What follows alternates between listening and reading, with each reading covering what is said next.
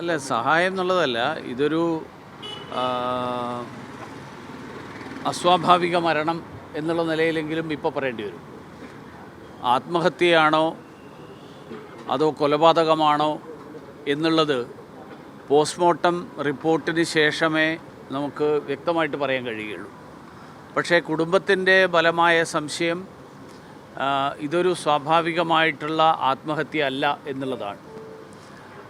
നിരന്തരമായിട്ടുള്ള പീഡനം ആ കുട്ടിയെ അനുഭവിച്ചിരുന്നു എന്നുള്ളതാണ് കുടുംബം നേരത്തെ തന്നെ പറഞ്ഞിട്ടുള്ളത്. മരണത്തിന് മുൻപ് തന്നെ ഭർത്താവിൽ നിന്നുള്ള പീഡനത്തിൻ്റെ പേരിൽ നിയമ നടപടികൾ ആലോചിച്ചിരുന്നു എന്നാണ് ഞാൻ മനസ്സിലാക്കുന്നത്. അതുകൊണ്ട് എനിക്ക് കേരള സർക്കാരിനോട് ആവശ്യപ്പെടാനുള്ളത്, ഈ കാര്യത്തിൽ സർക്കാരും പോലീസും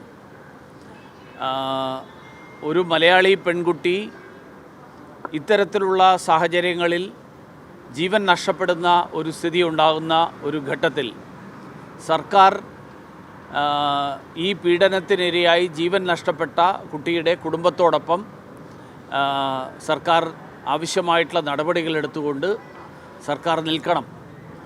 അത് കോടതിയിൽ തുടർന്ന് നിയമ നടപടികൾ ഉണ്ടാകുമ്പോൾ ആ കാര്യത്തിൽ സർക്കാർ വ്യക്തമായിട്ടുള്ള നിലപാടെടുക്കണം എന്നുള്ളതാണ് എനിക്ക് ആവശ്യപ്പെടാൻ.